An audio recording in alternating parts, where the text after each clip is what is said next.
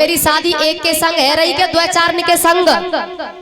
हम समझे नहीं, समझने का मतलब क्या है बताओ। बोले देखो तुम्हारे माथे पर चंद्रमा है, इसे अलग कर दो। अगर साथ भामर मेरी इसके साथ पड़ गई तो मेरे साथ तो बीमारी पैदा हो जाएगी। ठीक है, चंद्रमा को लिया, मंडप के कोने में स्थापित किया। आज भी जब शादी होती है जो ब्राह्मण घी का दीपक जलाते हैं ये चंद्रमा का भाग है। ठीक है, अब खड़ी हो जाओ। बोले अभी तो बहुत गड़बड़ी है। कहते हैं सौत तो आटे की भी बुरी होती है और तामे तो तुम्हारी जटन में गंगा लोटपोट हो रही। अलग करो। गंगा को लिया, बीच मंडप में स्थापित किया। आज जब शादी होती है कढ़ाई में जल भरा जाता है, वर वधू के पैर पूजे जाते हैं, वह गंगा का स्थान है। ठीक है, अब खड़ी हो जाओ। ना ना अभी छोटी सी कमी। क्या? ये सांप मेरी तरफ मुंह कर रहा है, हटाओ। गले से सांप को लिया, मंडप के कोने में उसे बांध दिया। आज भी शादी हो जाती है तो सास कहती है बेटा मंडप के कोने में एक गांठ है, उस गांठ को खोलते जाओ। अब खोलने के लिए दामाद कुछ न कुछ मांगता है। ये परंपरा, ये रीति हमारे भारत में चल रही है। सब हुआ, उसके बाद भामर पड़ी है। मेरी पहली भमरिया रे अवई तो बेटी, अरे हरे अवई तो बेटी। मेरी दूजी भमरिया रे अवई तो बेटी, बाबुल की मेरी तीसरी। बोलो जोर से। अवई तो बेटी मेरी चौथी भमरिया रे अवई तो, हरे हरे अवई तो बेटी, बाबुल की छठई भमरिया रे अवई तो बेटी, बाबुल की मेरी आठई भमरिया रे अवई तो बेटी, बाबुल की मेरी दसई भमरिया। अवई तो बेटी कितनी कर दे, चलन दे तुम तो, चलन दे। हाँ हाँ, और कितनी कितनी कर दे तुम तो कह दे बस। घर की बात है, यहाँ का है। कितनी कर दे? कितनी? 8 7? अच्छा 7, ठीक है 7 है गई, पूरी है गई 7 तो बस शब का 7 है गई ना। नहीं भाई कम रह गई के ज्यादा? ज्यादा तो लौट ले, घर की बात है, जानो पाए।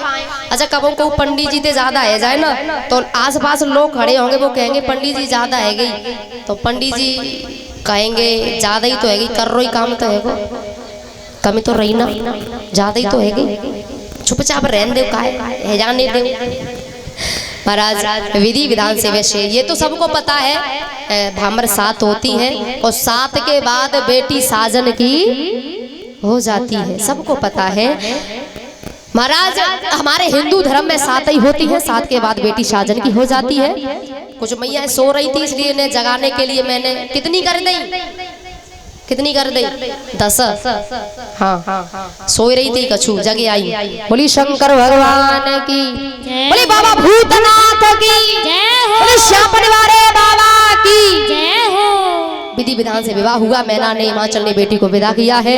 और महाराज कल जो कथा है ये कल की कथाएं, चतुर्थ स्कंद में जो कथाएं चल रही हैं, ध्रुव चरित्र, जड़ भरत की कथा और अजामिल, बहुत कथा है, भक्त प्रहलाद और गजग्रह की कथा, वामन भगवान, कई कथा है, आनंद लें। आज कथा के 3 दिन पूरे हो गए और कथा के 6 दिन और बचे हैं। 6 दिन कब निकल गए पता नहीं चलेगा, इसलिए मैया अड़ोस ने पड़ोस ने पीछे वारी दड़ोस ने सबको लेके आओ, आनंद लो भैया, ज्ञान गंगा में डुबकी लगाओ, खूब आनंद लो। शंकर भगवान का विवाह शिव पुराण में वर्णन है। शंकर भगवान का विवाह बैसाख शुक्ल पक्ष तिथि पंचमी दिन गुरुवार शाम के 6 बजे हुआ। ये शिव पुराण में वर्णन है शंकर भगवान का विवाह। अच्छा जो हम शिवरात्रि जो चैत के महीना में फागुन में पढ़ते हैं वो कब पढ़ते हैं? वो शिव महारात्रि कब पड़ती है? बड़ी वाली नहीं पता? तुम हम जैसे ही है। हे भगवान, व्रत रहती है कि नहीं मैया? महाशिवरात्रि क्षेत्र में कि फागुन में कब पढ़ते हैं वो? हाँ हाँ, अच्छा उस दिन भगवान का विवाह नहीं हुआ था, उस दिन तो शिवलिंग का प्रागट्य हुआ था।